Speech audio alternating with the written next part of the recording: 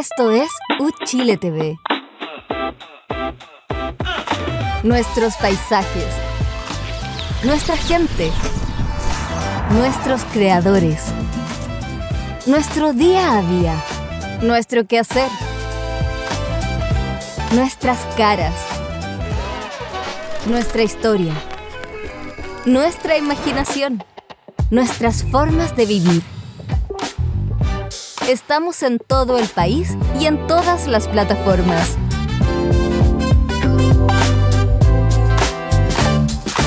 Chile TV, nuestra televisión pública para todo Chile.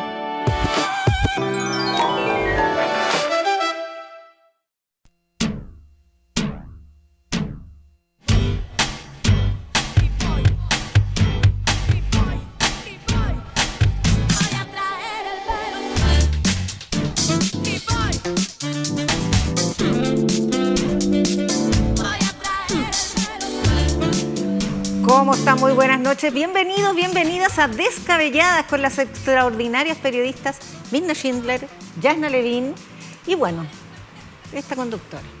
¿Cómo Yasna Levin? Yo soy Yasna Levin. No, Alejandra Matos. Yo dije, te confundí conmigo. Están dando el tercer. No, sí. Era Mirna Schindler, Yasna Levin y Alejandra Matos. Eso. Ya. Por orden. Ya. Bueno. Está bien. Pero igualmente estupenda periodista. Gracias. Muy bien. Ya, ¿vamos a grabar de nuevo? No, sigamos. No, está bien. Está bien. No, me dice el editor que estamos bien. Que Sigamos, ¿no? Ya. Entonces hoy día vamos a conversar acerca de la conveniente denuncia de subestimación de la deuda pública justo cuando se está tramitando la mega reforma tributaria. Vamos a preguntarnos qué dirá el presidente Kast en su cuenta este lunes al Congreso Pleno, 1 de junio. Vamos a hablar sobre Codelco y, bueno, la apertura de una investigación penal por la sobreestimación de producción, pero también las presiones para sacar a bolsa, privatizar, vender, etcétera, distintas ideas que andan rondando. Y la alarma que encendió el Papa por el dominio de la inteligencia artificial. Así que con esa tremenda pauta vamos de inmediato y vamos a tener como invitada a la presidenta del Senado, Paulina Núñez, en la última entrevista de nuestro programa. Vamos a partir entonces con esa tremenda pauta, decía, porque está cargadísima. A ver, ¿qué pasó con esta suerte de denuncia en un tono como muy alarmista que hizo el ministro de Hacienda, Jorge Quirós, sosteniendo que el cálculo que había hecho el gobierno pasado respecto a la proyección de deuda pública de aquí a 2030 había subestimado esa deuda, había hecho determinadas operaciones matemáticas que no se correspondían o que a él le parecían muy extrañas para decir que la deuda era en realidad mucho menor de lo que en realidad en el informe de finanzas públicas que él presentó con 2 postergaciones mediante, calculaba una deuda mucho mayor, anunció que iba a hacer una investigación y acto seguido republicanos y Nacional Libertarios anunciaron una acusación constitucional por esta subestimación de deuda en contra del exministro Nicolás Grau. A ver, Alejandra Matos. Bueno, me parece bastante evidente la intención de tirar la pelota para el córner, porque tal como dijiste tú en el programa pasado, lo que ese informe debía tener, lo dijo también el ministro de Hacienda Nicolás Grau, ex ministro de Hacienda Nicolás Grau, era el cálculo de este gobierno de las finanzas, cuántos ingresos va a tener y cuántos egresos y cómo va a financiar los proyectos que está en este momento tramitando, entre ellos el de la mega reforma. El informe no contenía eso, tampoco contenía, según el propio Nicolás Grau, este error que invocó Jorge Quirós, sino que decía que el gobierno pasado había calculado tal déficit y había calculado tal deuda. Lo que hizo Quirós fue restar y decir el déficit es mayor que la deuda y por lo tanto no está correcto. Lo que explicó el exministro Nicolás Grau es que la deuda no es solo, no se calcula solo en función del déficit, porque la deuda que adquiere Chile o que usa Chile para pagar sus compromisos es una deuda que está en dólares y, por ejemplo, influye el tipo de cambio, si se apreció o no se apreció el peso, si el crecimiento es mayor de lo esperado, etcétera. Numerosos factores que hacen que la deuda no vaya a la par. Dólar a dólar el déficit con la deuda. Exacto. No es directamente. Y no es que la misma proporción. eso tiene todas las pruebas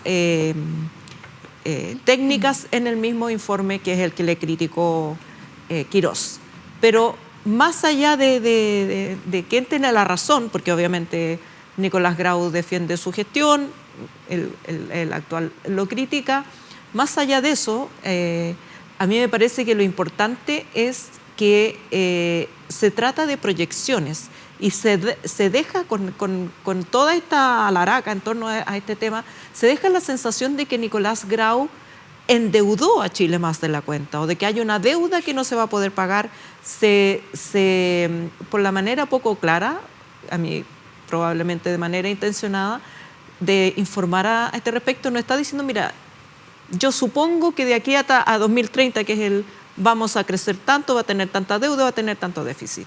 Eso es lo que está criticando. Quiero decir que, bueno, pues está equivocado, tu supuesto no pasa nada. No se pierde un peso, no se echa nadie se echa un peso al bolsillo. Entonces me parece a mí que toda esta faramaña de la denuncia, de acusación constitucional, en el fondo lo que pretende es, primero que nada, desviar la atención sobre cuánto le va a costar al Estado de Chile la rebaja tributaria de la mega reforma, por un lado, y dos, cuando el Estado se vea acogotado, porque va a tener menos ingresos y todos los recortes que está haciendo Quirós no van a alcanzar para suplir ese monto, entonces le van a echar la culpa de nuevo al gobierno de Gabriel Boric. Le van a decir, bueno, esto es por culpa de las malas proyecciones que hizo el ministro Nicolás Grau y en todo caso me parece que es un propósito bastante evidente pero poco serio del ministro de Hacienda.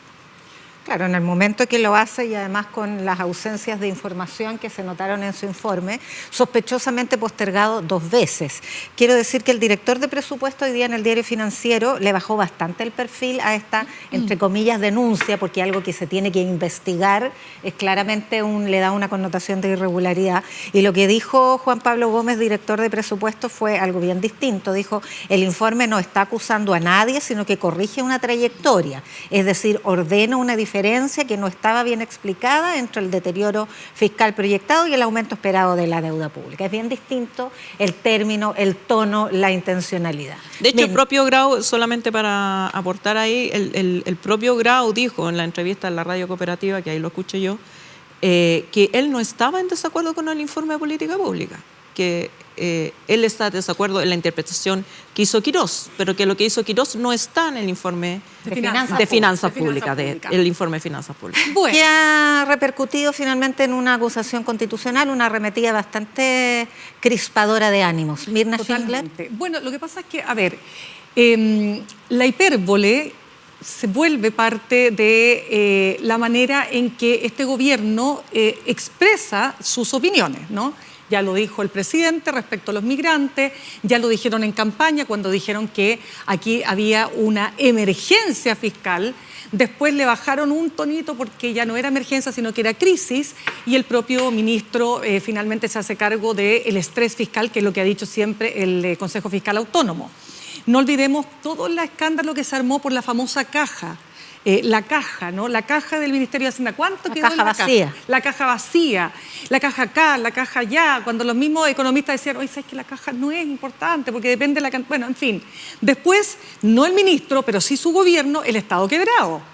Y ahora, esta idea de que parte de la base que aquí hay un error, pero que ese error subyace debajo de esa definición, que es un error intencionado, porque es lo que queda, ¿no? La forma en que se expresa esto, la grandilocuencia, justo cuando se está tramitando una reforma que tiene características tan importantes desde el punto de vista justamente del estrés fiscal, porque hasta ahora no nos han dicho, bueno, cómo van a suplir lo que va a dejar de recaudar el Estado. Por lo tanto, cuesta, fíjate, recibir estas opiniones con una mirada pausada, tranquila. Uno tiende a sospechar. Ese es el problema que me pasa a mí con esto. Tú tiendes a partir del historial que hay, ¿no? Uno tiende a pensar, ¿qué es esto? Es el déficit fiscal y es la deuda del Estado. Un comodín que me sirve cada vez que yo creo que puedo ganar algo políticamente por otro lado, uso este comodín cuando me veo complicado quizás en la manera en que estoy tramitando o estoy gestionando una reforma tan ambiciosa como la mega reforma, cuando el propio ministro Quirós se enfrenta además con el propio ministro Alvarado, donde hay contradicciones entre, uno podría decir, el carabinero bueno, que sería Alvarado, y el carabinero malo, que sería Quirós. Entonces, está todo muy convulso y lo único que quiero decir es que todos los economistas serios, y voy a mencionar, para no hablar de los de la centroizquierda, el propio Ignacio Briones, exministro de Hacienda del presidente Piñera, plantear fraude es saltarse varios pueblos, lo dijeron los que están presentando esta acusación constitucional. Y Felipe Jaque, fíjate, economista jefe del Vice, que también le bajó harto la tensión en esta conversación que tuvo con un periodista de La Segunda, porque él decía, más que grave o no grave, aquí las dos partes tienen la capacidad de poder explicar sus proyecciones. Son proyecciones, ¿te fijas o no? Y más aún, decía, pero ¿cuándo vamos a saber exactamente qué variables estuvieron en juego para proyectar una cosa u otra? No antes de 4 años. En 2030, pues si la proyección es deuda 2030, exacto, claro, lo sabremos en 2030. Claro, el 2030 se sabrá y en el fondo es una apuesta y parten de supuestos, por supuestos técnicos, todo lo que quiera, pero son supuestos. Entonces yo puedo tener un supuesto pesimista, un supuesto optimista y hacer una apuesta hoy día, ver el 2030, tú tenías razón, no, pero no hay corrupción en ese hecho. Como yo lo veo, esta de que propicia una acusación constitucional a partir de un supuesto mal cálculo que en el tono en que se plantea connota la posibilidad de un fraude. Hay una actitud muy polarizante de cara a la negociación de la mega reforma que da cuenta de un retrotraer a los tiempos más crispados de las denuncias, como recordó Mirna, y que muestra que el supuesto triunfo de la política dialogante del ministro Claudio Figueroa Claudio Alvarado no era tal. Más bien el gallito de fuerza entre esta retórica polarizante, confrontacional, impenetrable a la posibilidad de un diálogo y que apuesta a un voto a favor para aprobar la mega reforma tributaria, se ha ido sobreponiendo por encima del llamado al diálogo, de la flexibilización de plazos que había tratado de plantear el ministro Alvarado. Ahora, otra posibilidad es que más que querer crispar el ambiente, porque no sé si le conviene al gobierno hacerlo, no sé si pensó en una estrategia el ministro Quirós al decirlo, pero lo cierto es que lo que logró es una cortina de humo sobre los datos que a él le complican, y es que el promedio de crecimiento durante su gobierno no va a ser 4%, va a ser de 2,2% según su propio informe de finanzas públicas, que el endeudamiento va a ser mayor al esperado, que el déficit fiscal no va a ser de convergencia al equilibrio al final de su gobierno, sino que de menos 1,8. Es decir, todos los supuestos que agravan las condiciones en las cuales se pretende imponer una rebaja de impuestos a las grandes empresas y una reintegración del sistema con una carga fiscal enorme para el Estado de Chile. Creo que eso es lo que se intentó ocultar o bajarle el perfil, porque el informe de todas maneras está ahí. Por lo demás, desde el punto de vista técnico, el mismo informe valida el informe de finanzas públicas del tercer trimestre, porque este es del cuarto trimestre de 2025, y el informe del tercer trimestre aplicaba el mismo cálculo para proyectar la deuda. Son siempre los mismos parámetros los que se establecen en ese informe. Básicamente déficit, proyección de deuda y proyección de crecimiento. Son esas tres variables macroeconómicas. Y validaban la misma fórmula de cálculo que se usó en el tercer trimestre para proyectar la deuda. Entonces no se entiende que validarlo, que estuvo 3 meses publicado en la página web, no se haya reparado en eso y recién se repara en un informe tardío, improvisado y poco transparente desde el punto de vista de la metodología que hace para cuestionar la proyección de endeudamiento, me parece a mí.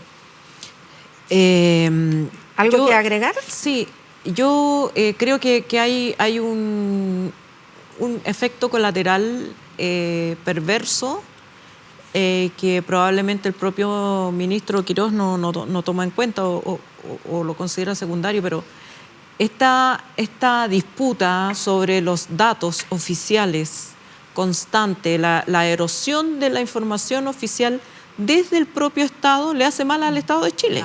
Porque si el gobierno de turno, cualquiera que sea, no confía en las cifras y en las metodologías establecidas a través del tiempo, porque estas no son metodologías estáticas, se van modificando, pero con estudios técnicos, con esto con expertise. Con staff funcionarios que son bastante permanentes claro, en la dirección de presupuesto. No es que cambien cada gobierno, cambia el director, cambian algunos jefes de unidad. Pero el director de presupuesto y el ministro. Pero el tema es que poner en tela de juicio los informes técnicos, porque tú puedes decir, mira, no estoy de acuerdo o voy a hacer este énfasis, este otro, pero dinamitarlos como los dinamitan para obtener un beneficio político en el presente me parece que es irresponsable con la República de Chile.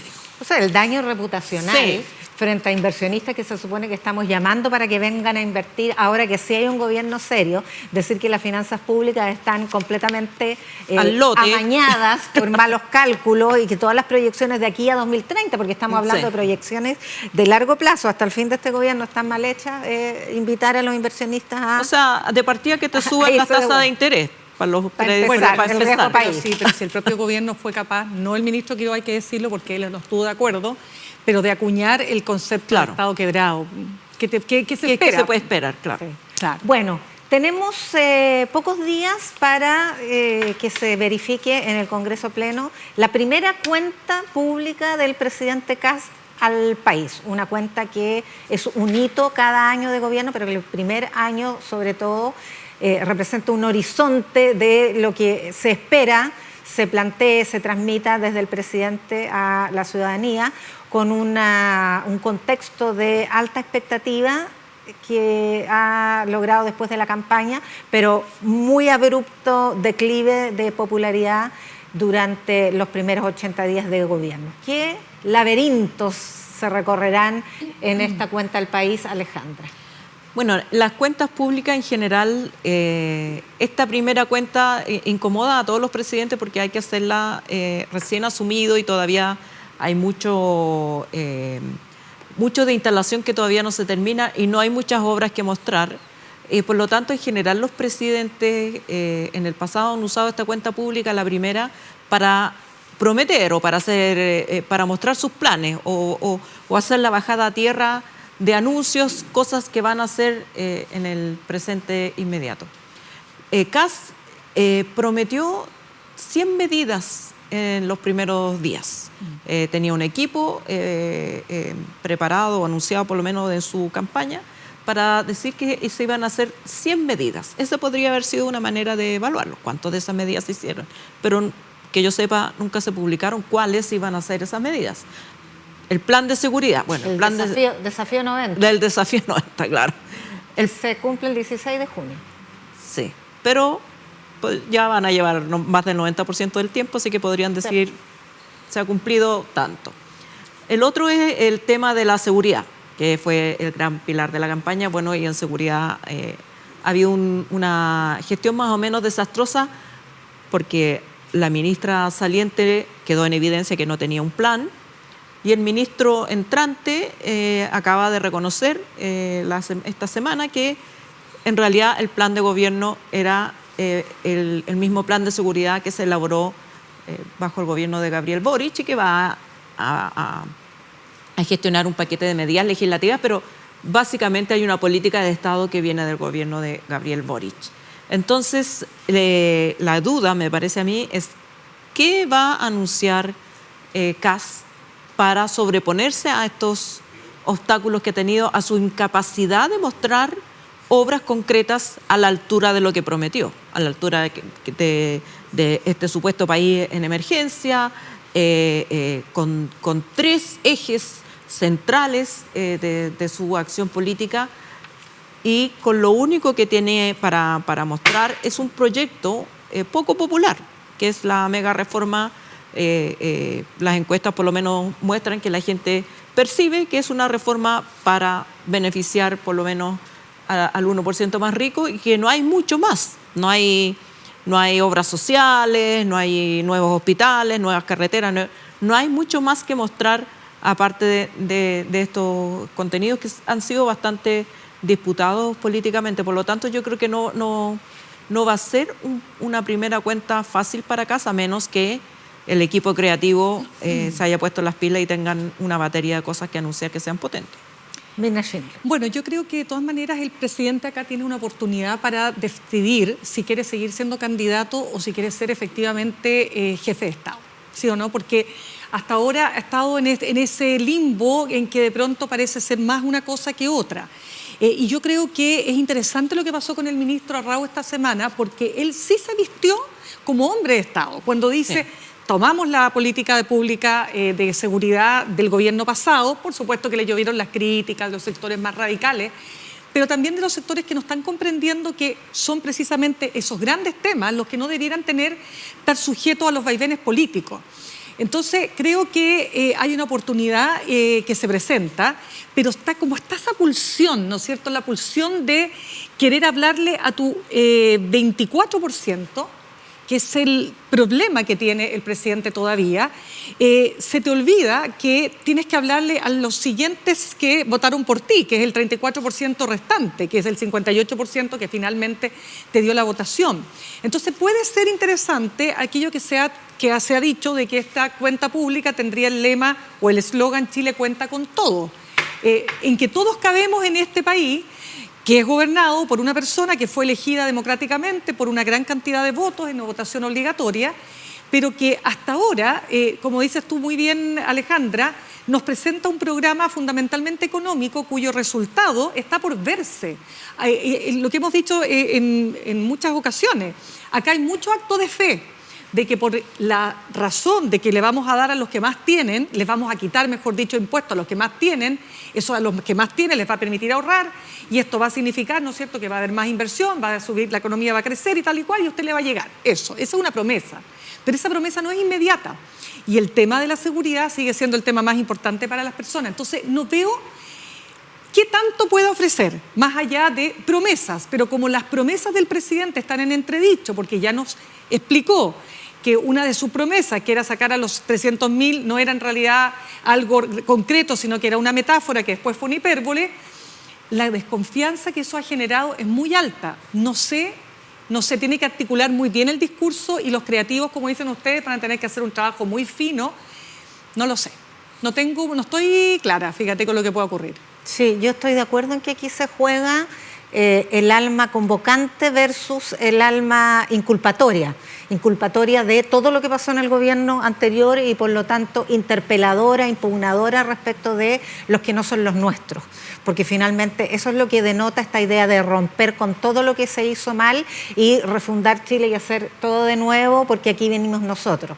Hacerlo desde un pedestal de recién victorioso en las elecciones es muy fácil, pero hacerlo después del hierro fatal de la metáfora es muy difícil de revertir esa sensación de desconfianza, de que todo lo que me dijiste en realidad era una gran ficción, y por lo tanto hoy día lo que me vuelvas a decir lo tengo que mirar con beneficio de inventario.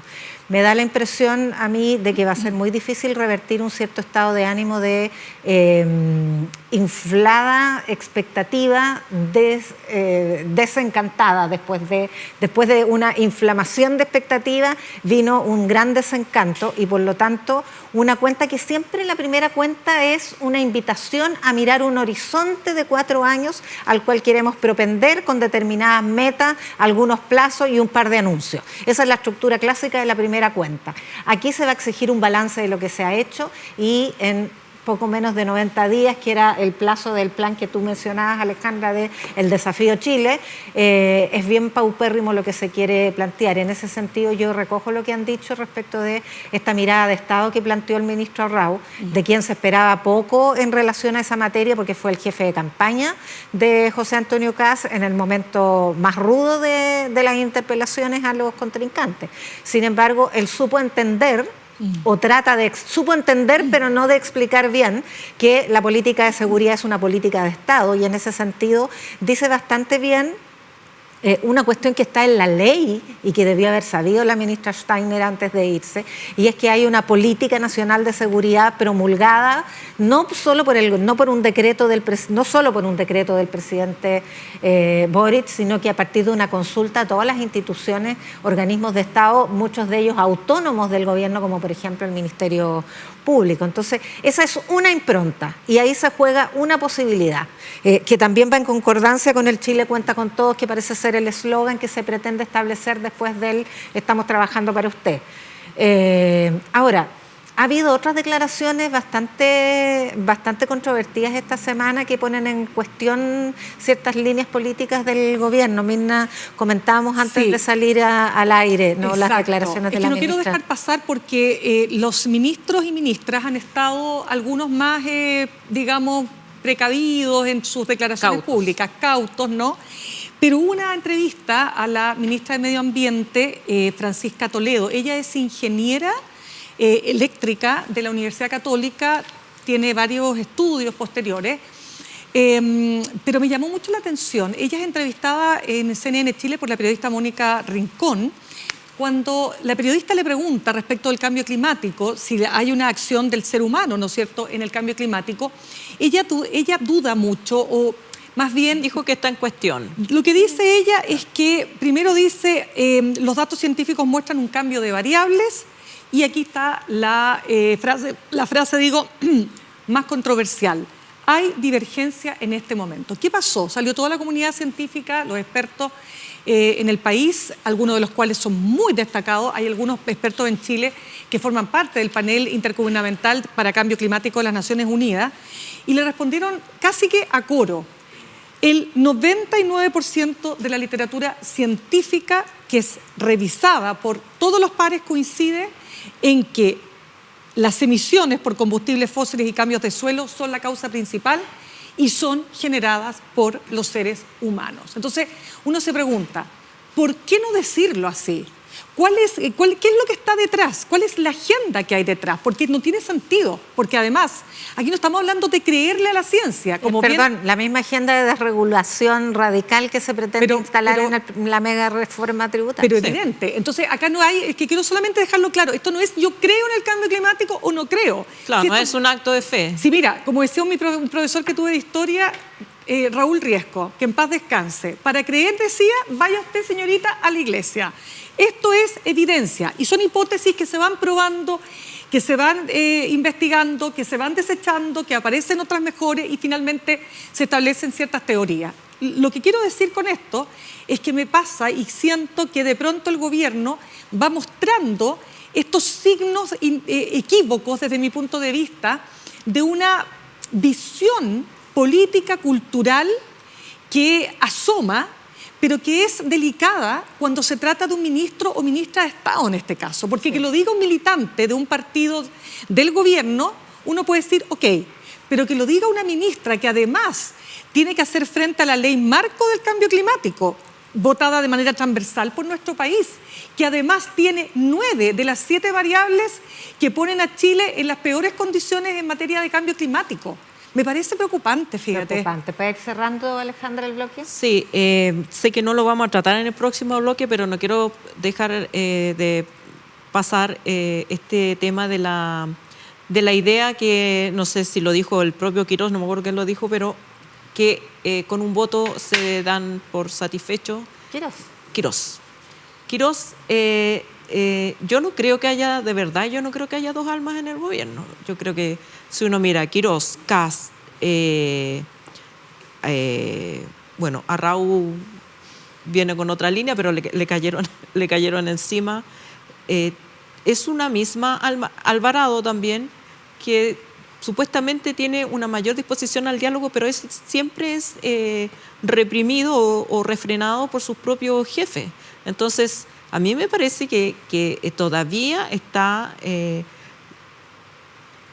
primordialmente en juego la mirada más sobreideológica del gobierno. No creo que haya un alma componedora en esta pasada con suficiente peso. Y nos vamos a ir a una pausa, pero no sin antes invitarlos a sintonizar UChile TV y Radio Universidad de Chile este lunes 1 de junio desde las 9 de la mañana, justamente en una transmisión especial por la cuenta pública de 2026, de la que hemos estado comentando con un exhaustivo análisis de este importante evento para el gobierno. Así que va a haber reporteo en directo, va a haber análisis, va a haber mucha cobertura. Los invitamos a no perderse esa transmisión especial. Nosotros vamos a una muy brevísima pausa y volvemos con más temas y luego con una entrevista a la presidenta del Senado. Así que no se vaya. Revelados no es solo un programa de entrevistas, es también un programa de retratos. Yo los primeros shows que hice se lo hice a mi mamá. Era muy, muy difícil caracterizar la voz de Salvador Allende. Chile nos está cayendo a pedazos. Hay periodistas coludidos con el crimen organizado. Nuestros invitados nos traen potentes reflexiones y sus fotografías más preciadas, y a través de ellas recorremos sus biografías y sus obras. Para mí, el lenguaje es la conciencia ancestral. La poesía me ha dado otra especie de trabajo.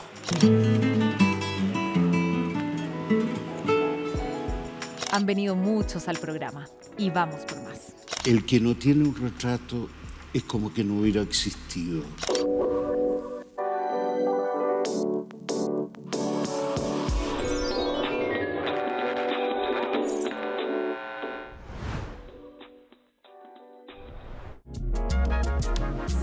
Y estamos de vuelta en Descabelladas con Alejandra Matus, Mirna Schindler, para seguir nuestro análisis de la actualidad, ahora con Codelco. Hoy día, miércoles, ha asumido la presidencia del directorio Bernardo Fontaine. Ayer se ha abierto causa penal para investigar eventuales fraudes o irregularidades en la sobreestimación de la producción del año pasado en materia cuprífera, y cada vez abundan más las voces que hablan de sanear la deuda por la vía de privatizar, sacar a bolsa, etc. Alejandra, ¿cómo has visto tú este intríngulis? También, como lo que hablábamos en el primer bloque, no me parece casual. Me parece un libreto prediseñado. Siempre va a haber causa o razón en una empresa tan grande como Codelco para decir esto se podría hacer mejor, hubo este problema, incluso algún fraude o problema de probidad, pero esos problemas se resuelven y están diseñados los mecanismos. De hecho, fueron los propios mecanismos internos lo que permitieron detectar esta sobreestimación.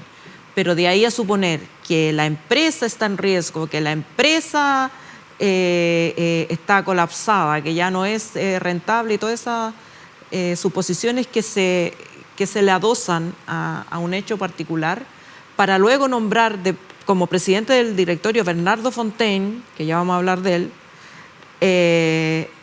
que en distintas versiones, distintos ministros y otros personeros del oficialismo han salido a decir que aquí lo que convendría es ingresar, hacer asociaciones con capitales privados. No vamos a privatizar, vamos a hacer asociaciones con capitales privados.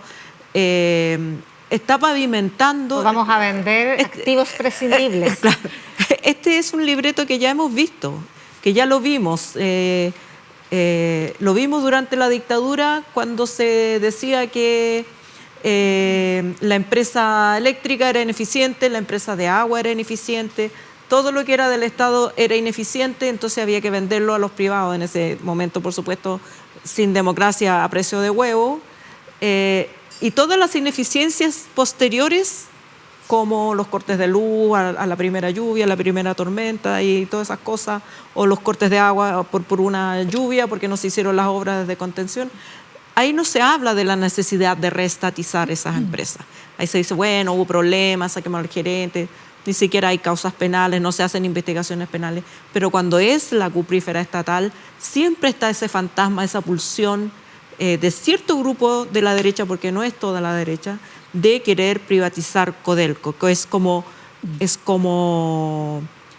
la obra que tienen pendiente desde el golpe de Estado. Es como la gran obra que el neoliberalismo y los Chicago Boys no pudieron emprender ni aún en dictadura, todavía vienen con la cantinela. ¿Pero por qué? Porque se opusieron los militares, porque efectivamente Codelco ha sido la gallina de los huevos de oro, no solo para el Estado de Chile. Los militares también se oponían a la AFP, pero perdieron. Pero porque el 10%, o sea, una empresa que tiene que pasar el 10% de las ventas, antes era para las Fuerzas Armadas, ahora se modificó la ley, ¿no es cierto?, para el fisco.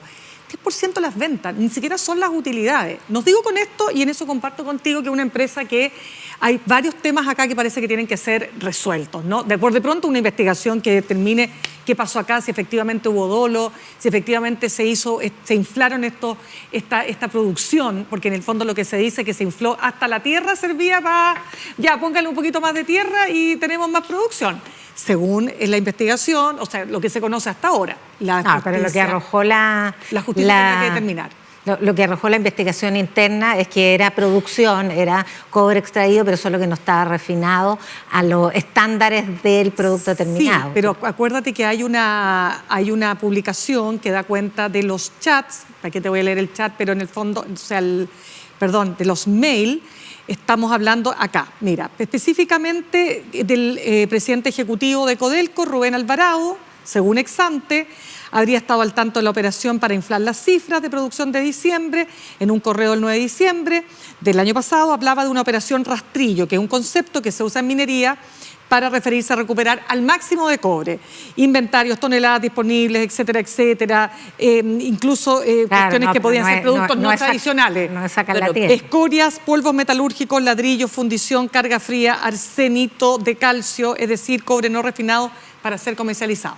No, y para poder cumplir las metas, lo más probable. Ese será el objetivo, cumplir las metas para obtener el bono. Pero por eso te digo, pero tiene que ser una investigación que tiene que estar súper bien hecha. Pero como dices tú, Alejandra, una que ya lleva años en este cuento, yo que desde que tengo uso de memoria, no la dictadura, sino que justamente los sectores civiles, ¿no?, que pensaban que efectivamente lo mejor que le podía pasar al país era que Codelco fuera privatizado, y desde entonces han querido privatizarlo.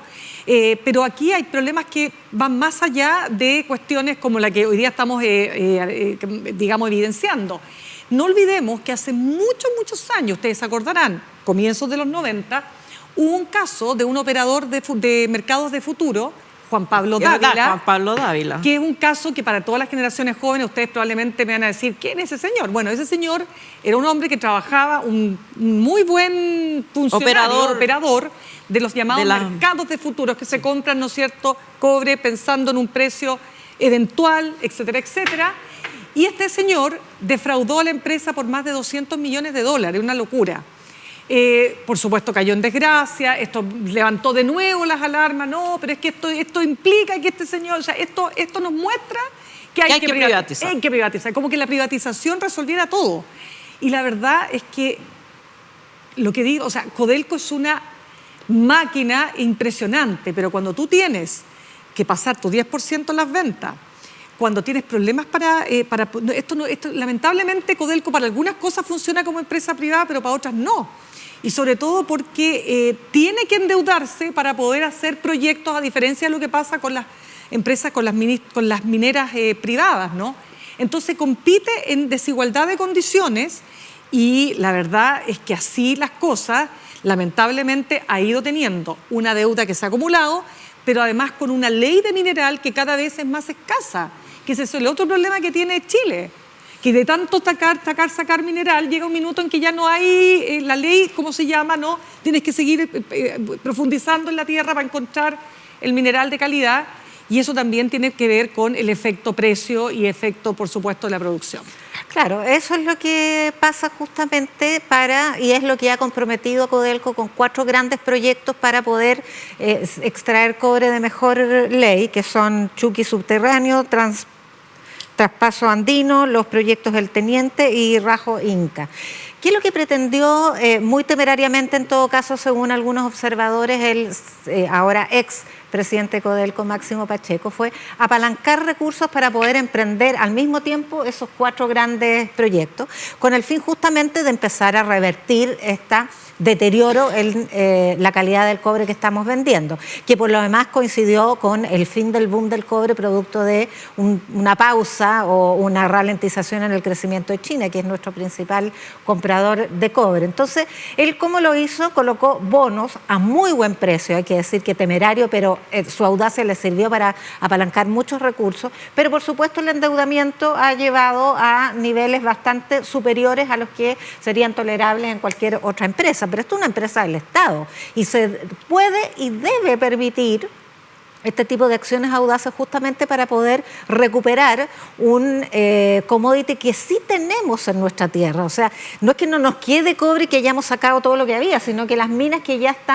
que están siendo explotadas han llegado a un nivel de madurez y desgaste que requiere iniciar otras inversiones para volver a recuperar un cobre de la mejor calidad como la tuvimos. Y eso se puede hacer. Pero por supuesto, frente a cualquier dificultad, lo que se hace es decir que Codelco está fuera de control, que fue la primera expresión de los ministros del área económico de este gobierno cuando recibieron la cuenta pública hacia el final de la gestión de Máximo Pacheco, y ya salen las voces de privatizadora. Esta semana han sido 2, Lawrence Goldbaum, los exministros Lawrence Goldbaum, Ignacio Briones dijo que Codelco está quebrado, no hay insolvencia, pero estaría quebrado si fuera medido con los estándares. Bueno, Briones se retractó de esa declaración, yo lo escuché ayer en Yo lo escuché hoy día insistiendo en lo mismo, dijo, no estoy diciendo que está en insolvencia y que no puede responder, pero es que efectivamente la empresa tiene que entregar el 100% de sus utilidades al Estado. No hay ninguna empresa que no pueda reinvertir sus utilidades. Ahora, ojo que con el gobierno de Gabriel Boric se hizo un convenio para que el 30% de esas utilidades se reinvirtieran. Lo que pasa es que al cabo del segundo año de este convenio hubo pérdidas. Entonces no se pudo reinvertir una utilidad inexistente, pero hubo un esfuerzo para modificar esa estructura de contribución de Codelco al Estado. También es importante decir que, digamos, los problemas de ley los tendría la empresa privada, la empresa pública, bueno, no tienen nada que ver con la eficiencia ni la gestión, tienen que ver con la sobreexplotación del recurso, digamos. Se sabe que el cobre es finito, no es infinito, no se renueva.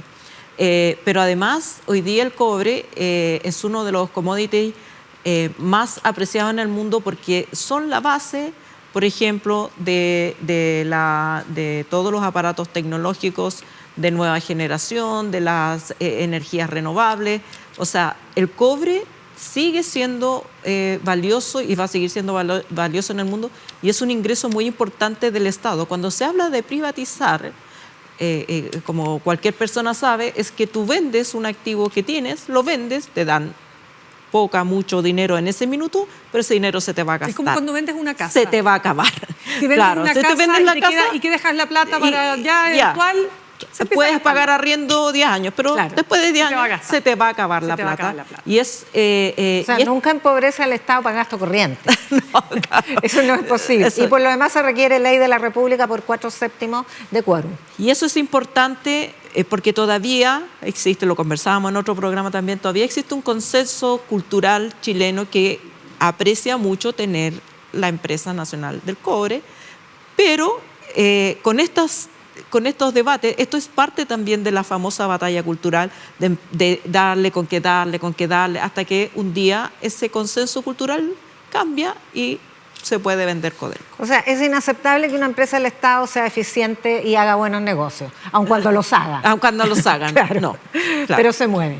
Sí. Oye, y otra arista de este debate es el nuevo presidente, Bernardo. Bueno, yo creo que ese es el reflejo más evidente de cuál es el alma que impera en el gobierno. A ver, ¿por qué? Porque Bernardo Fontaine no es, se le ponen economista, no es un economista, es un ingeniero comercial que ya tenía mención en economía, pero Bernardo Fontaine es básicamente un activista,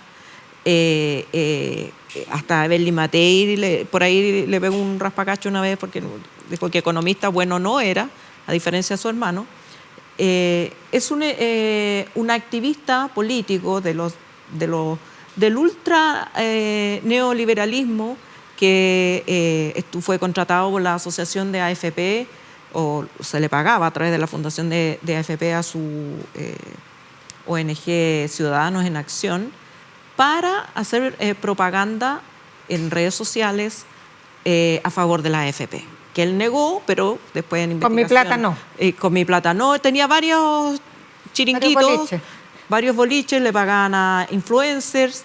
La AFP además le pagaba a Meta 200 millones de pesos, descubrió Reportea con la UDP en un reportaje que publicaron en un momento. Entonces, y varios de estos personajes además estaban involucrados en la campaña sucia contra Evelyn Matei, así que fue convencional en la primera convención constitucional, a la que iba no con un discurso dialogante, aportar evidencia económica de tal, sino que con esta impronta tipo sin filtro. Ese es Bernardo Fontaine, una persona que acaba de decir hace pocos días a propósito de la mega reforma que a él no le preocupa que el Estado reciba menos recursos. Así que a él no le complica. Ya. Entonces, obviamente que es una persona que es un agitador de la idea de que todo lo público es malo y todo lo privado es bueno. Y esa persona va a ser el presidente del directorio de Codelco. ¿Algo que agregar? Nada más que agregar. Muy bien, entonces tenemos que plantear ahora que el Papa León XIV ha sacado su primera encíclica, Magnificat Humanitatis, para alertar sobre las tendencias deshumanizadoras de los grandes dueños de las distintas inteligencias artificiales. Voy a leer una breve cita motivacional de la encíclica. En la era de la inteligencia artificial, la dignidad humana corre el riesgo de verse eclipsada por nuevas formas de deshumanización. En el fondo lo que quiere decir él es que el progreso auténtico es moral más que tecnológico. Mirna Schindler. Me parece súper interesante el camino que ha tomado el Papa para poner el acento en un tema que uno diría, ¿por qué la Iglesia, ¿no es cierto?, tendría que levantar las alarmas frente a lo que es esta amenaza tecnológica? ¿Qué es amenaza también? O sea, es la revolución tecnológica, es todo lo maravilloso que nos puede dar la inteligencia artificial, que al periodismo le ha hecho un aporte en un sentido, pero también un daño en otro sentido, cuando hablábamos de la minería de datos, etcétera.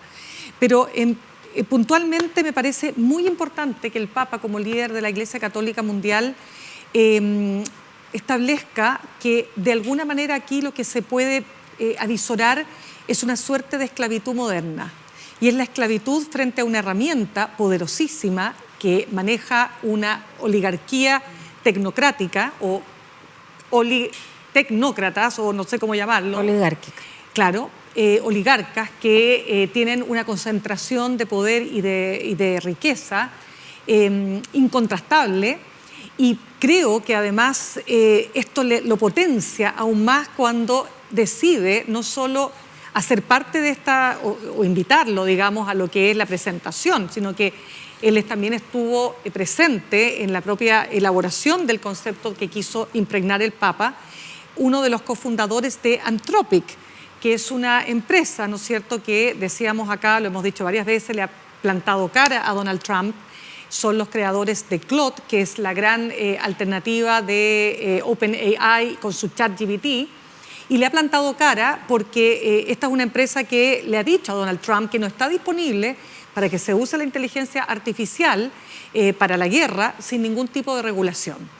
Entonces creo que acá el Papa... Claro, ellos eran proveedores del Pentágono. Sin duda. Y al negarse al generar armas autónomas del ser humano y también vigilancia biométrica masiva, fueron expulsados como proveedores y además declarados enemigos de la seguridad nacional. Es que lo que pasa es que solamente para cerrar el tema, me parece que es muy visionario y de un gran vanguardismo que el Papa se conecte con un tema absolutamente central del mundo de hoy y que está avanzando de una manera tan acelerada que yo creo que todavía no somos capaces, fíjate, de dimensionar lo que se viene. Solo cierro con esto. Elon Musk decía el otro día, perdonen, en 5 años, la inteligencia artificial va a superar a la inteligencia humana. Lo dicen los Musk. Claro, Bueno, hay un atlas de la inteligencia artificial escrito por una autora, Crawford, que dice que no es ni inteligencia ni artificial, porque de artificial tiene una infraestructura con una instalación física palpable, digamos, que requiere para su funcionamiento, y de inteligente poco, porque son los humanos y las humanas quienes lo nutren de información. Lo que hace es saber no pensar, sino que relacionar patrones para poder funcionar y generar contenido o resolver problemas. Alejandra. Bueno, a mí me parece que el rol político que ha asumido el Papa lo pone en un lugar de adversario de Donald Trump. Primero, con sus llamados a terminar la guerra, a pedir un alto al fuego en Palestina, a diversos temas que a Trump lo han sacado de quicio, y ahora con este otro tema está directamente involucrado de nuevo con el gobierno de Trump, porque es Trump el que, como tú decías, desahució a Claude, pero contrató a Palantir, que es Palantir, el Peter Thiel que estuvo en Chile, cree que la democracia no debiera existir, digamos, la democracia es incompatible con la revolución tecnológica, y otras cosas que creen también, así como que las mujeres se tienen que ir para la casa. En fin. Hay un manifiesto de Palantir. Claro, el manifiesto de Palantir. De la República Democrática. Que no es producto de la inteligencia artificial, es el sustrato ideológico de los dueños de estas empresas como Palantir, pero hay centenares. Entonces el tema que pone el Papa es el control humano sobre estas tecnologías, el control ético sobre estas tecnologías, pero lamentablemente yo creo que es una voz en el desierto, porque los grandes capitales, las grandes inversiones y el acceso al poder que tienen en estas empresas es incontrarrestable. Muchos de ellos ni siquiera son católicos. O sea, desde Chile parece que el Papa, pero desde Estados Unidos como que habló el jefe de una religión chica, de una secta. Claro. O sea, efectivamente la encíclica papal no tiene nada de moralina, es un llamado a preservar la democracia en el fondo, porque cuando alerta respecto al poder altamente concentrado y casi omnímodo de las grandes tecnológicas, que son las llamadas 7 magníficas, que concentran una cantidad de poder y de dinero capaz de desregular las economías y de regular la actividad económica y por lo tanto incluso cada aspecto de la intimidad de las personas sin ningún control ni accountability como lo tienen los estados. Los estados ejercen el monopolio de la fuerza, pero con una fiscalización de la ciudadanía y sometidos a mandatos que son renovados o no por la regla de la mayoría y por los contrapesos institucionales. Nada de eso, a pesar de tener cada vez más poder, incluso que los propios estados, lo frenan a las grandes tecnológicas, que son personas que detentan poder. Y no es casual que en la mega reforma tributaria chilena haya aparecido, entre gallos y medianoche, reaparecido por segunda vez en una actividad legislativa, este artículo 8º famoso que lo que hace es liberar de cualquier costo a las tecnológicas para poder hacer uso de la información, llamando de esa manera las inversiones de estas grandes magníficas de la tecnología e inteligencia artificial. Así que me parece que en ese sentido el Papa hace una gran contribución que lo pone efectivamente, como dice Alejandra, en las antípodas de las políticas que ha impulsado Donald Trump de desregulación total y que incluso lo han puesto al propio Trump en contra. Una de sus rencillas con la Unión Europea es que en Europa sí han tenido una ley marco de regulación de la inteligencia artificial, incipiente, con algunas cuestiones muy básicas todavía, pero existe la comprensión y la convicción democrática de decir, no, aquí un poder económico no se puede sobreponer al poder del Estado, el poder de la democracia y el poder de la especie humana. Sí, lo más grave es que inteligencia artificial sumado a los algoritmos y a las redes sociales son capaces de levantar y hacer caer gobiernos, de interferir en elecciones democráticas. Entonces puede mantenerse el cascarón de la democracia, pero es difícil evitar la influencia que pueden tener en los votantes y en la explotación del miedo y otros sentimientos humanos básicos para doblegar las voluntades de los gobiernos a sus propios intereses. Fíjate que hay un gran texto de Shoshana Zuboff que se llama Capitalismo de la Vigilancia, que investiga y obtiene mucha evidencia respecto de esa extracción de conductas que logran las redes sociales a través de los algoritmos de la inteligencia artificial por la vía de intoxicar información, polarizar los intercambios para poder extraer la mayor emocionalidad y los más bajos instintos de los usuarios de las redes sociales, de tal manera de entregar cada vez más información al algoritmo para establecer estos verdaderos parámetros psicométricos de las personas. A través de eso bombardearlas de información, propaganda política o publicidad de consumo, pero también controlar y modelar sus conductas. Y hay una investigación de ella en este texto, como digo, El capitalismo de la vigilancia, que obtiene evidencia empírica de cómo esto ha ido operando. Por lo demás, hay una investigación que ha hecho, hay bastante literatura acumulada respecto de esto, así que es muy peligroso.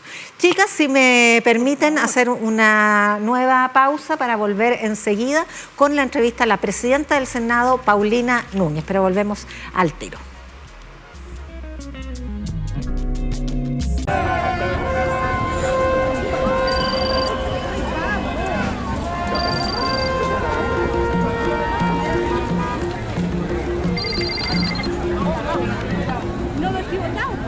Ciudadanas y ciudadanos, soy Francisco Vidal, profesor de Historia y Geografía de la Gran Universidad de Chile. Muchos cargos en la vida, sí, pero lo que permanece, lo que me apasiona, ser profesor de Historia. Por eso que los invitamos todos los jueves a las 22 horas a UChile TV. ¿Con qué objeto?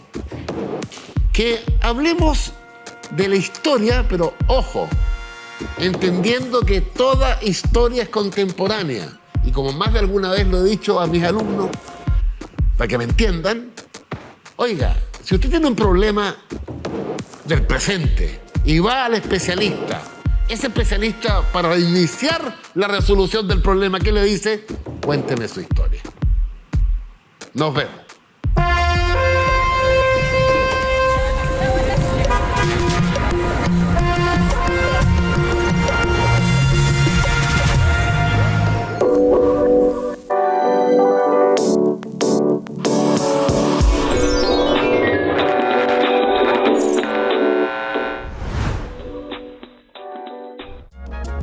Y estamos de vuelta en Descabelladas con la entrevista prometida. Ella es la presidenta del Senado, Paulina Núñez. Muy buenas noches, 1.000.000 de gracias por acompañarnos esta jornada. Muchas gracias. Mirna Schindler, Alejandra Matus también con nosotros. Bueno, vamos a la contingencia más inmediata primero, porque se está ventilando en el Congreso la posibilidad de una acusación constitucional. Usted ha dicho que no está de acuerdo con este libelo en contra del exministro de Hacienda, Nicolás Grau. ¿Por qué? Bueno, primero quiero recordar que si esto avanza, y hoy además como presidenta del Senado, tengo que pronunciarme de aquello, ¿no? Esta es como la típica respuesta que da un senador cuando todavía... Sí, la respuesta que no quiere responder. Como todavía no se ingresa, algo puedo decir. Eso, ya. Y evidentemente no voy a decir algo respecto del fondo del asunto. Porque incluso ya uno podría estar eventualmente de acuerdo en el fondo, ¿no? Pero mientras estamos tratando de abrir todos los espacios posibles, construyendo diálogos, construyendo confianzas con evidentemente la oposición, algunos de los nuestros también, hay que decirlo. Lo que no puede ocurrir es que por un lado estemos en esa línea y por el otro lado los mismos, entre comillas, ¿no? Me refiero a los oficialistas, pero específicamente de dos partidos políticos, distintos por ejemplo a los de Chile Vamos, estén con el ánimo de acusar constitucionalmente a un exministro de Hacienda y del gobierno del presidente Boric. Entonces, creo que en esto uno tiene que ser y parecer. Si realmente queremos construir un diálogo, si realmente queremos lograr un acuerdo, si queremos que esta reforma salga adelante, ojalá no con un voto, nosotros estamos en esa línea, ojalá con un acuerdo mayoritario, obviamente que no podemos estar pegando por un lado y haciendo cariño por el otro. Así que esa es mi posición del punto de vista de la forma, y salí inmediatamente, y entiendo perfecto que, insisto, lo hago no solo como senadora de Renovación Nacional, sino que lo hago como presidenta del Senado.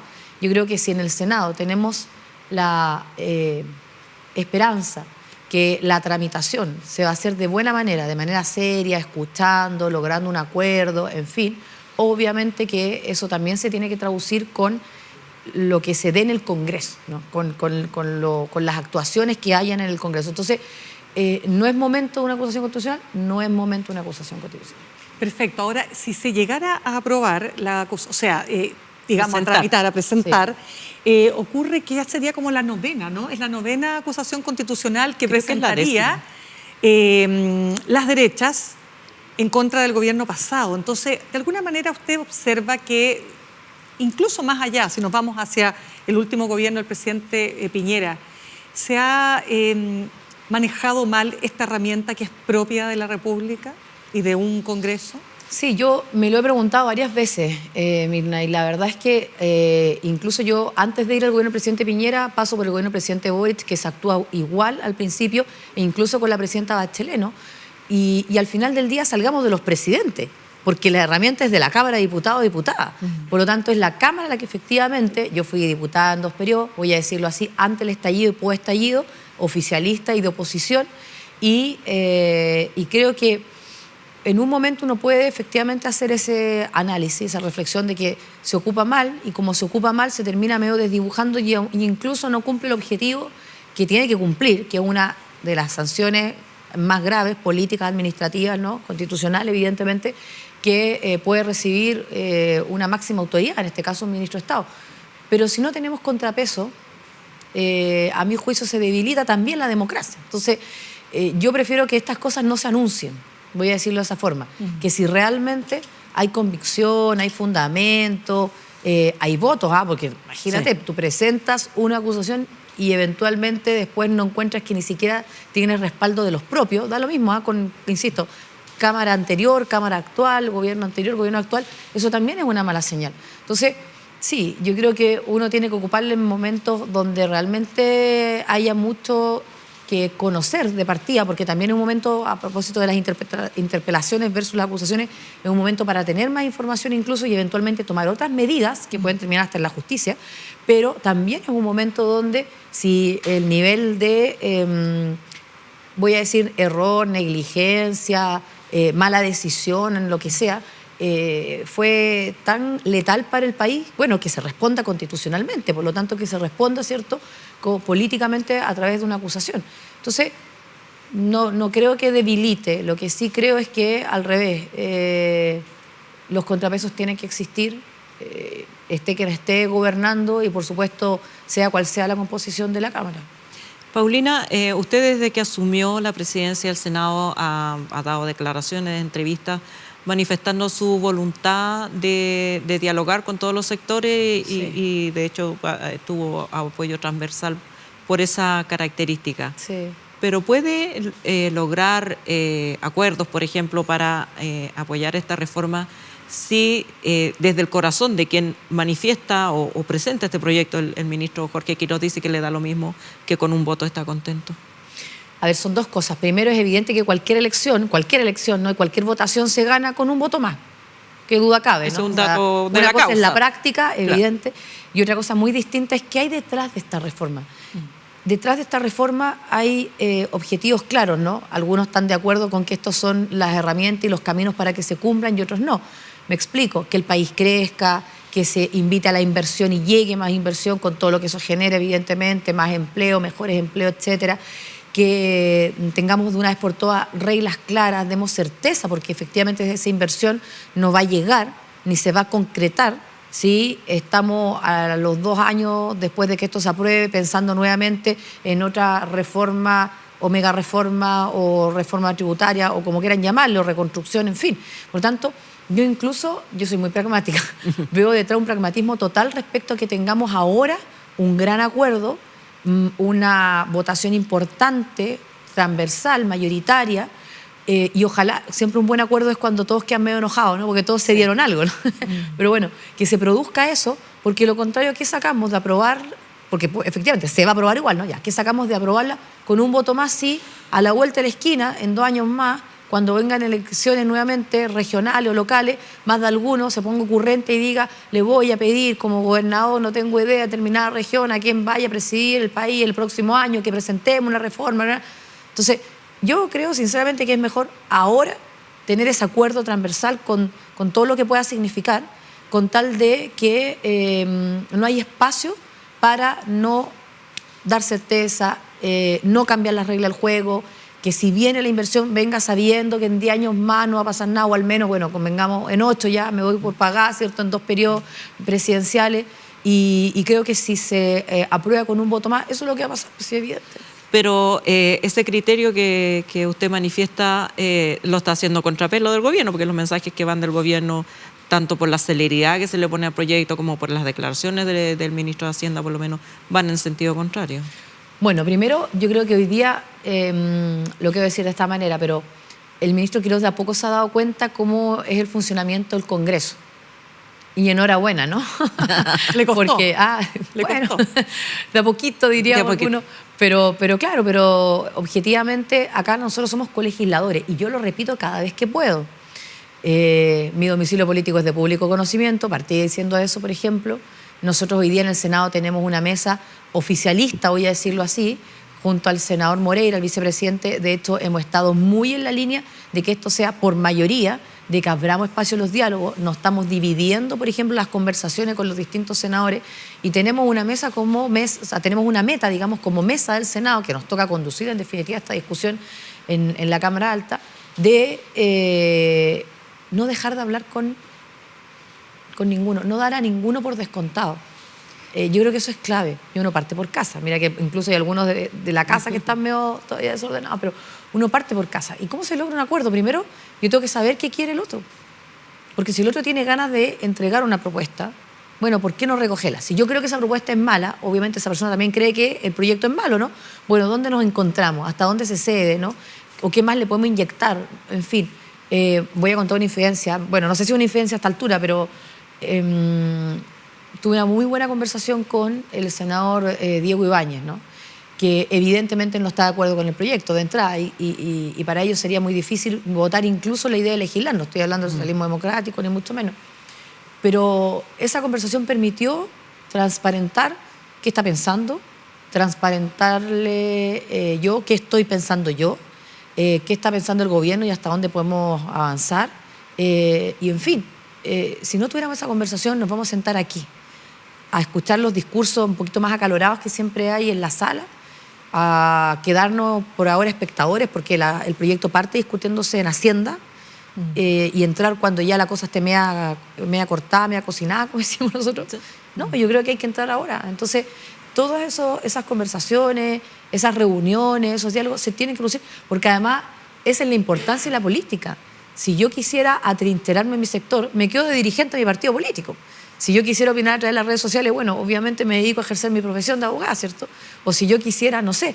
Pero si estoy en esto, lo mínimo que tengo que hacer es entender que si estamos en el Congreso se parlamenta, por eso se llama parlamento, y luego, si hoy día me toca conducir al Senado, no es para sacarme una foto y contárselo a la Matilde mañana, ¿no? A mi hija.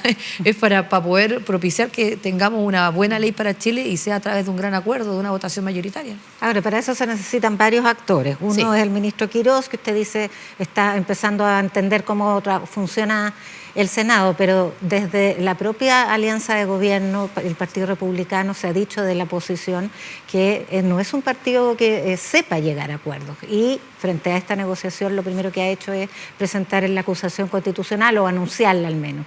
¿Usted confía en que ellos van a ser dialogantes y van a allanarse a llegar a acuerdos?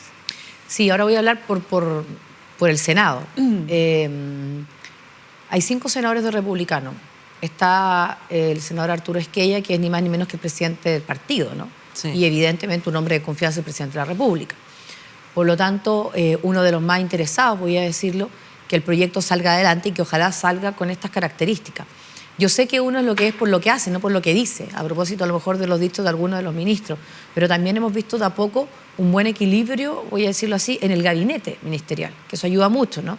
Me refiero al ministro García, me refiero al ministro Alvarado, el ministro Alvarado incluso diciendo que esto no va a salir, él cree, calcula en un mes, sino que nos vamos a tomar un tiempo más prudente, que lo agradezco, me pongo de pie, lo aplaudo, y con el ministro Quirós, bueno, como todo, ¿no? De a poco conversando. De hecho, tenemos una reunión junto al vicepresidente como mesa ya con él para ir conversando esto de los tiempos, como así de a poco a lo mejor ha ido entendiendo cómo funciona el Congreso, pero solo ha pasado por la Cámara, con mayor razón hay que hacer ver cómo funciona el Senado, ¿no?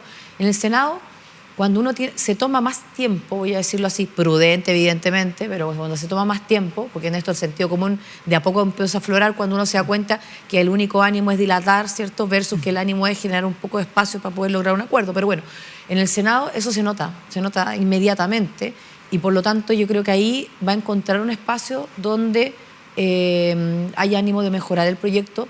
Quiero decirlo de esta manera, la reforma previsional, convengamos, se terminó sellando en el Senado, y con todo lo que eso significó, y voy a decirlo incluso para nuestro sector, ¿no? o nuestra coalición, a propósito de Chile Vamos. Pero también fue clave para que hoy día estemos discutiendo de reconstrucción, estemos discutiendo de seguridad, estemos discutiendo de otros temas y no del tema previsional. Claro. Ahora, senadora, antes de pasar a otros temas, ¿usted admite que la mega reforma del presidente Kast o del ministro Quirós digamos, se basa en una gran apuesta, que es que efectivamente se va a lograr reactivar la economía, que efectivamente por bajar los impuestos en un montón de ámbitos va a haber una mayor inversión, en fin, y esto va a generar mayor empleabilidad? Pero es una apuesta, no está probado, digamos, no está garantizado. ¿Cuáles son los riesgos que se corren, diría usted, si es que no se cumplen esos objetivos? Bueno, yo creo que lo peor que puede pasar es que nos quedemos como estamos, con un país endeudado, pensando... ¿Vamos a estar más endeudados, dice el Consejo Fiscal Autónomo? No. En cuanto al déficit fiscal, que la deuda, que la mega reforma no está necesariamente complementando lo que se va a dejar de recaudar. Bueno, yo cuando ellos expusieron en la Cámara, evidentemente tomé contacto. Y en esto fueron bien claros lo siguiente, en que cuando se mira el proyecto en su conjunto y de partida sí partieron con la intervención, se evalúa como un buen proyecto, voy a decirlo de esa manera, pero cuando empezaron a evaluar medidas una por una y a explicar, ¿cierto?, una por una, y voy a decirlo, esto no lo dijeron ellos, lo digo yo, por lo tanto de manera aislada, no como algo integral, lógicamente que levantaron alerta en algunas medidas, ¿no?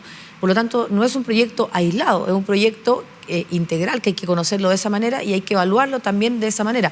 Ahora, sin entrar en una cuestión o una discusión ideológica, pero sí en una discusión de ideas, porque por algo cada uno milita en un partido y está de un lado de la mesa, efectivamente esa discusión, y lo hablaba por ejemplo, ¿cierto?, con el senador Ibáñez y con otros senadores del socialismo democrático también, con los que he ido conversando, nosotros sí creemos profundamente que si uno rebaja impuestos, obviamente que, y no solamente a las empresas, ¿no? Por ejemplo, está el tema de las contribuciones, bueno, hay un mensaje a los alcaldes, con ellos también nos reunimos, con el senador Macay en ese caso, y con la directiva de la Asociación Chilena de Municipalidades, muy transversal, obviamente, están representados allí todos los alcaldes y alcaldesas, porque en el Senado no va a haber una compensación a los alcaldes vía ley de presupuesto, lo voy a decir inmediatamente. Ya lo hemos conversado con el ministro, incluso con el propio presidente, si se van a dejar exentas las contribuciones, pueden algunos estar de acuerdo o no con eso, porque a quién beneficia, en fin, pero a lo que voy, si se llega a avanzar en aquello, la gran alerta es qué pasa con lo que deja de recaudar o percibir, mejor dicho, ¿cierto?, los municipios, que no es para que no es para la fiesta, convengamos, porque también se caen esas caricaturas, o se exagera por uno o dos casos, sino que es en programas sociales que entregan los municipios. Bueno, insisto, la compensación que ya está garantizada no puede ser vía presupuesto y por lo tanto no puede ser una garantía que dependa de todos los años, no, tiene que estar realmente garantizada de manera permanente. Entonces, por ejemplo, ¿cierto? Pero vuelvo a las ideas, al debate de las ideas. Yo sí creo que, y me tocó, por ejemplo, acompañar al presidente, o me invitaron a mí también, mejor dicho, al desayuno aniversario de la Cámara Chilena de la Construcción. Y por supuesto en la mesa poder hablar con el presidente de la Cámara, está el presidente de la República también, algunos de los ministros relacionados, y él decía, o sea, lo único que queremos es que esta reforma salga. Ahora, ¿qué le decía yo al presidente de la Cámara Chilena de la Construcción? Ya, pero si sale y una actividad tan relevante como la construcción se reactiva, no solamente se tiene que ver en el precio de la vivienda, en construir más, en más y mejores empleos, sino que eso también ayude a que la economía, en definitiva, ¿cierto?, salga adelante. Y ni que hablar con la cantidad de grandes inversiones, nombro rápidamente una en mi región porque me tocó ir al aniversario también hace poco, no sé, Minera Escondida, BHP, son grandes proyectos que también están a la espera de que esto salga. Y por lo tanto, volvamos al origen de la conversación.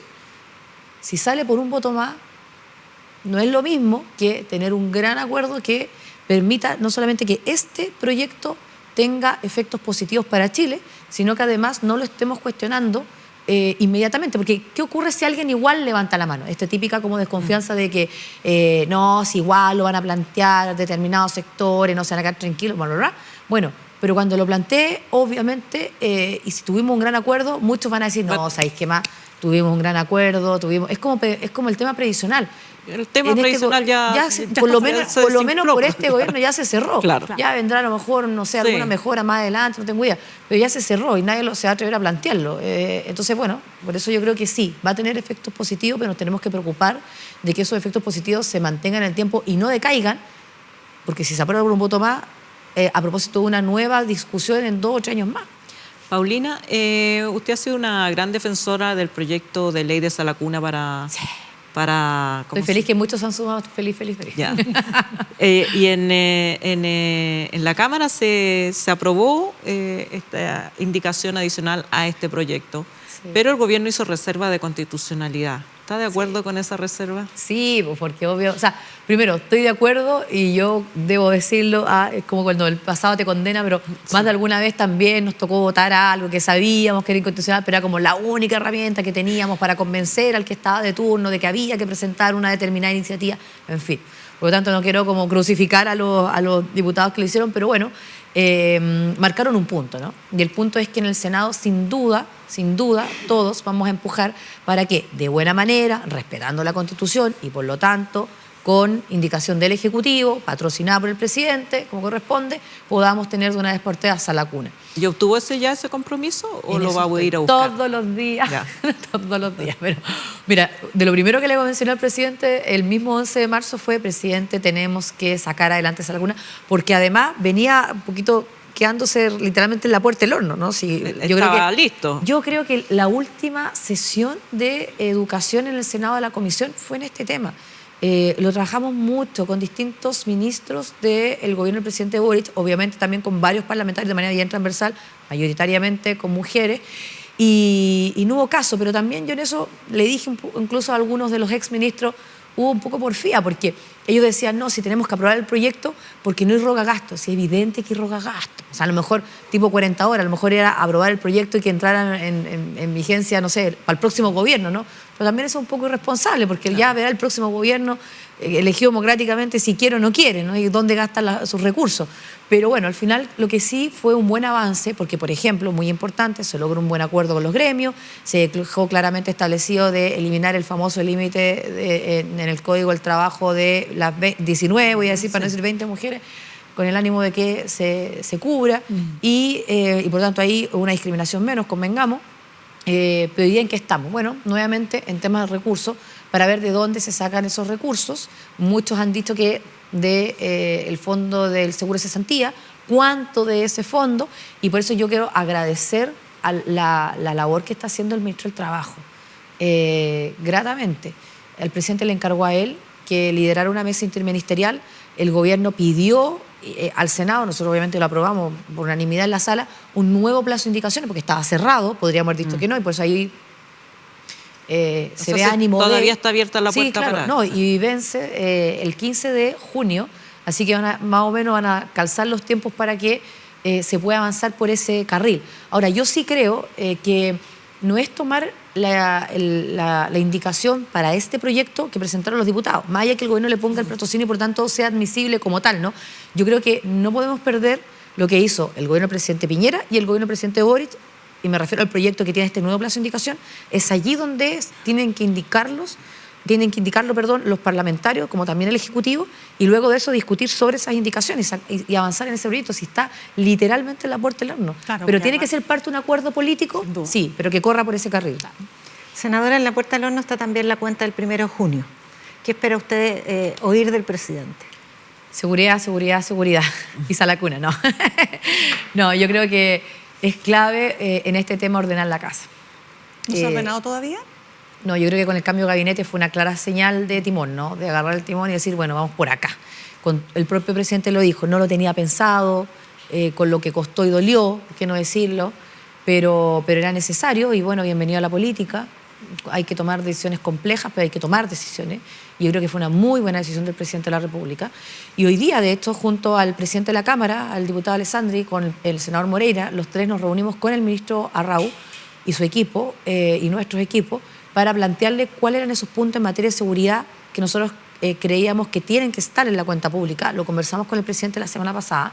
Y lo primero es un poco el titular, ¿no? O sea, no solamente, evidentemente, contar que hay plan, explicar la estrategia, indicar los recursos, señalar plazos, quiénes son las fuerzas encargadas de esto. Me refiero tanto a las policías, Fuerzas Armadas, ¿por qué no decirlo?, la sociedad civil organizada, las autoridades locales y regionales y, por supuesto, bueno, los ministerios relacionados con el tema, ¿no? Yo creo que es clave. Y por eso, ojalá que el presidente se tome tiempo importante la cuenta pública en este tema, porque además convengamos en algo, no es que sea el tema del gobierno ni del Congreso, es la primera prioridad de todos los chilenos y chilenas. ¿Está de acuerdo con las declaraciones del ministro Arrau de que la política de seguridad ya existe y fue sancionada de manera transversal en el gobierno de Gabriel Boric? Yo no, o sea, pues, por supuesto que lo entendí después, pero nunca, no, me llamó la atención, voy a decir, que se le criticara porque era como que no estaban entendiendo el fondo del asunto. Yo lo había entendido también, como que lo valoré cuando lo dijo, porque así como en el país ya está muy institucionalizado e instalado que la política exterior de Chile es una política de Estado, por lo tanto, gobierno tras gobierno, tú mantienes la arquitectura, ¿verdad? Y los respetos, y los acuerdos, y los tratados en general se aprueban por unanimidad casi, en fin. Bueno, en materia de seguridad yo creo que llegó el momento de decir que la política en materia de seguridad tiene que ser una política de Estado. O sea, ningún criminal cuando comete un delito piensa si esa persona es de izquierda o de derecha. O sea, yo creo que ya quedó muy en el pasado. Por eso los momentos complejos, institucionales, sociales, políticos que vive un país, tenemos que tomar las consecuencias que después de aquello se produce como tal.